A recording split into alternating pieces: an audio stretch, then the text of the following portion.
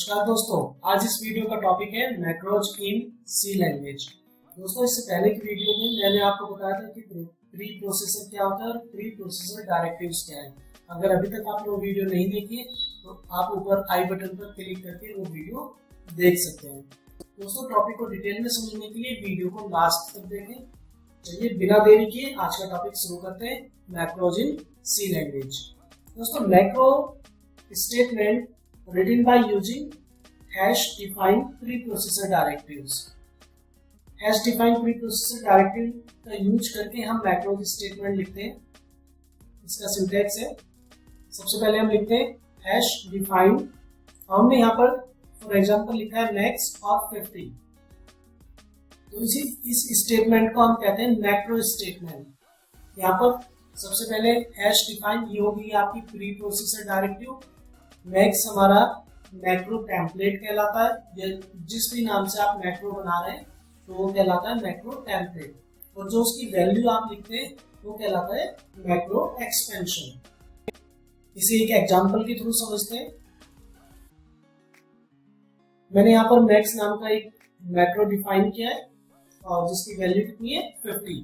Main function के अंदर मैंने एक आई वेरिएबल डिक्लेयर किया और एक फॉर लूप चला करके आई की वैल्यू 1 से इनिशियलाइज की, और जब तक ये लूप चलेगा जब तक I is less than equal to max, और मैं सिंपली आई की वैल्यू को प्रिंट करा रहा हूँ। यहाँ पर हमने मैक्स नाम का मैक्रो टेम्पलेट बनाया है और 50 इज द मैक्रो एक्सपेंशन। तो जब भी ये प्रोग्राम कंपाइल होगा तो कंपाइलेशन से जस्ट पहले ये जो मैक्स है ये 50 से रिप्लेस हो जाएगा। During pre processing the pre processor replace the max by 50। हो सकता है कि कुछ स्टूडेंट्स ये सोच रहे हो कि हमें यहाँ पर मैक्स लिखने की जरूरत ही क्या है, हम यहाँ पर डायरेक्ट 50 लिख सकते हैं और हमारा लूप सक्सेसफुली एग्जीक्यूट हो जाएगा और 1 से 50 तक के जो नंबर्स हैं वो प्रिंट हो जाएंगे। तो दोस्तों, मैं आपको बताता हूँ कि मैक्रो का यूज क्या है। इसके लिए मैं आपको एक एग्जाम्पल के थ्रू समझाता हूँ।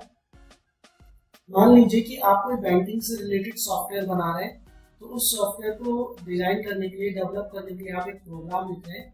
अब वो प्रोग्राम इस तरह 2 या 4 लाइन का तो नहीं होगा, वो एक लेंथी प्रोग्राम है। अब क्योंकि आप बैंकिंग से रिलेटेड प्रोग्राम लिख रहे हैं तो उसमें आप सिंपल इंटरेस्ट भी कैलकुलेट कर रहे हैं, हो सकता है कंपाउंड इंटरेस्ट कैलकुलेट कर रहे हैं, तो एक नहीं मल्टीपल टाइम्स आप वो इंटरेस्ट कैलकुलेट कर रहे हैं। तो मान लीजिए अभी जो आपने रेट ऑफ इंटरेस्ट वहां पर लिखा है फॉर्मूले में, वो 3.5 लिखा है। ओके, 3.5% पर ईयर जो रेट ऑफ इंटरेस्ट अभी बैंक अपने कस्टमर्स को दे रहा है। ओके, और ये कैलकुलेशन आपने मल्टीपल टाइम्स किए प्रोग्राम में।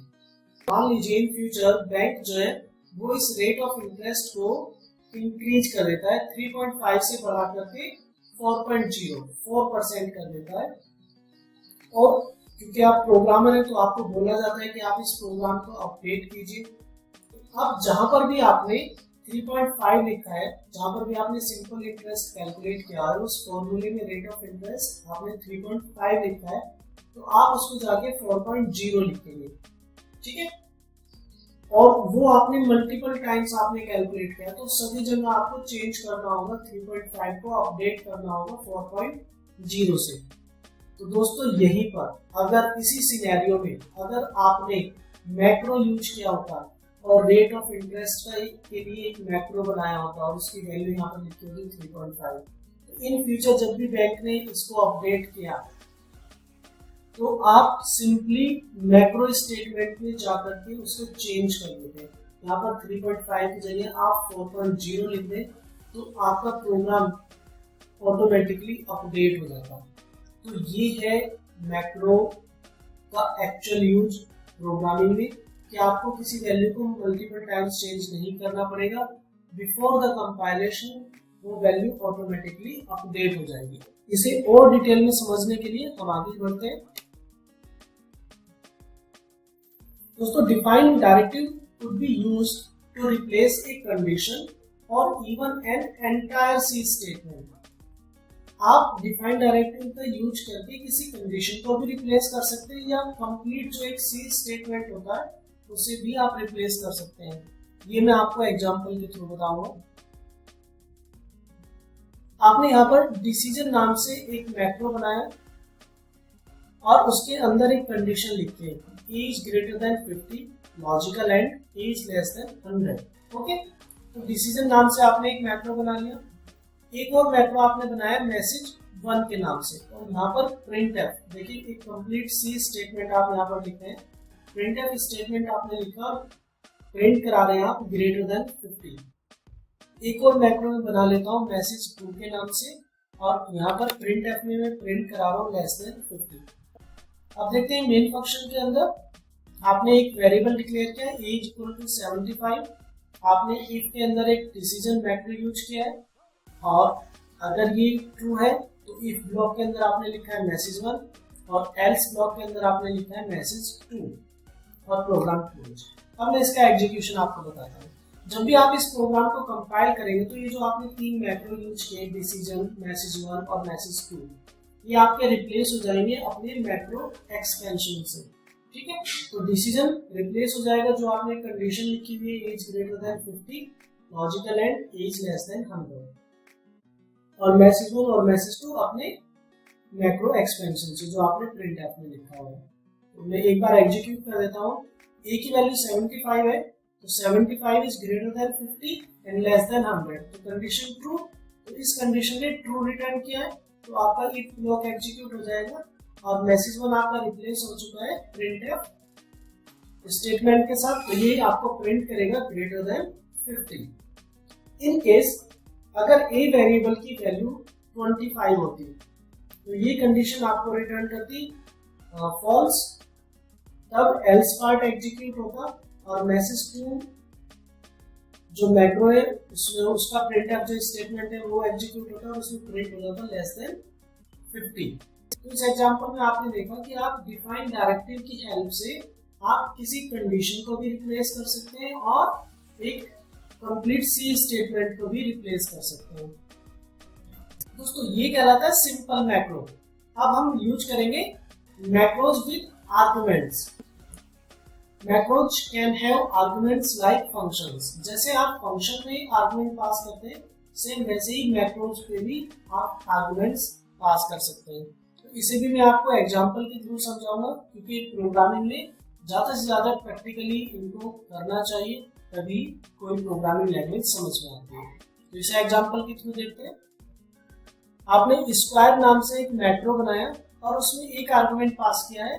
अभी मैंने यहाँ पर एक्स वेरिएबल लिखा है, और क्योंकि हम स्क्वायर कर रहे हैं तो उसका मतलब क्या होता है कि उसी नंबर की मल्टीप्लाई। तो मैंने यहाँ पर लिखा है x multiply by x. Okay, और मैंने मैक्रो एक्सपेंशन को पैरेंथेसिस से एनक्लोज्ड किया है। मैक्रो टेम्पलेट और मैक्रो एक्सपेंशन के बीच में स्पेस होता है। हम मेन फंक्शन के अंदर मैं सिंपली एक वेरिएबल डिक्लेयर कर रहा हूँ n integer type. For loop मैंने चलाया, n इक्वल टू 1 से इनिशियलाइज किया, और जब तक n की value less than equal to 10 है तब तक ये लूप चलेगा। लूप के अंदर मैंने प्रिंट कराया है यूजिंग प्रिंटफ स्टेटमेंट %d, और यहाँ पर मैंने स्क्वायर जो मैक्रो है उसे यूज किया है। तो यहाँ पर n वेरिएबल की वैल्यू 1 है, तो स्क्वायर मैक्रो जो है वो आपका रिप्लेस हो जाएगा यहाँ पर x इंटू एक्स से। तो यहाँ पर मैंने आर्गुमेंट दिया n, तो ये रिप्लेस हो जाएगा n मल्टीप्लाई बाई n से। तो n की वैल्यू क्या है 1, तो 1 इंटू 1 ये आपको 1 रिटर्न करेगा, 1 प्रिंट हो जाएगा। फिर n की वैल्यू इंक्रीमेंट होकर 2, तो ये रिप्लेस हो जाएगा क्योंकि n बाई n से रिप्लेस है, तो ये हो जाएगा 2 इंटू 2, ये रिटर्न करेगा आपको 4। इस एग्जाम्पल में मैंने 1 से 10 तक के नंबर्स का स्क्वायर प्रिंट किया है यूजिंग मैक्रो। तो जब आप इस प्रोग्राम को रन करेंगे आपको इसका आउटपुट कुछ इस तरह से मिलेगा। 1 से 10 तक के नंबर्स का स्क्वायर प्रिंट हो जाएगा। 1, 4, 9, 16, 25, 36, 49, 64, 81 और 100। ओके, तो ये दोस्तों मैक्रोज विद आर्गुमेंट्स। अब बात करते हैं कि मैक्रो के बारे में कुछ ऐसे पॉइंट जो आपको याद रखने हैं। पहला पॉइंट है there must be blank space और tab between macro template and macro expansion. दोस्तों जब भी आप कोई मैक्रो स्टेटमेंट डिफाइन करते हैं तो मैक्रो टेम्पलेट और मैक्रो एक्सपेंशन के बीच में हमेशा आप स्पेस रखेंगे या आप टैब भी यूज कर सकते हैं, ठीक है। सेकेंड पॉइंट है macro definition is never to be terminated by a semicolon. आपने देखा होगा कि मैंने जितने भी एग्जांपल आपको दिखाए हैं उनमें किसी भी मैक्रो डेफिनेशन के लास्ट में मैंने सेमीकोलन यूज नहीं किया है। तो जितनी भी प्री प्रोसेसिंग डायरेक्टरी या प्री प्रोसेसिंग स्टेटमेंट होती है उनके लास्ट में सेमीकोलन यूज नहीं होता। तीसरा पॉइंट है don't leave a blank space between macro template and it's argument. दोस्तों अगर आप मैक्रोज विद आर्गुमेंट यूज कर रहे हैं तो मैक्रो टेम्पलेट और आर्गुमेंट के बीच में कोई स्पेस नहीं होना चाहिए। स्पेस जो होगा वो मैक्रो टेम्पलेट और मैक्रो एक्सपेंशन के बीच में होगा, ठीक है। लास्ट पॉइंट है the entire macro expansion should be enclosed with in parenthesis, ठीक है। तो जो आप मैक्रो एक्सपेंशन लिख रहे हैं मैक्रोज विद आर्गुमेंट्स में जो आप मैक्रो एक्सपेंशन लिख रहे हैं उस पूरे मैक्रो एक्सपेंशन को आप पैरेंथेसिस में एनक्लोज्ड करेंगे। जैसे मैंने अभी स्क्वायर नाम से जो मैक्रो बनाया था उसमें एक आर्गुमेंट पास किया x, तो जो मैंने इसका एक्सपेंशन लिखा था x मल्टीप्लाई बाई x उसको मैंने पैरेंथेसिस में लिखा था, ठीक है। तो यही थे कुछ पॉइंट्स जो आपको मैक्रोज यूज करते हुए याद रखते हैं दोस्तों, ठीक है। तो दोस्तों यही था आज का टॉपिक मैक्रोज इन सी लैंग्वेज। उम्मीद करता हूँ कि आपको टॉपिक समझ में आ गया होगा और वीडियो अच्छी लगी है तो लाइक कीजिए, दोस्तों के साथ शेयर कीजिए और सब्सक्राइब कीजिए मेरे चैनल को इसी तरह की और वीडियोस देखने के लिए। Thank you so much for watching this video.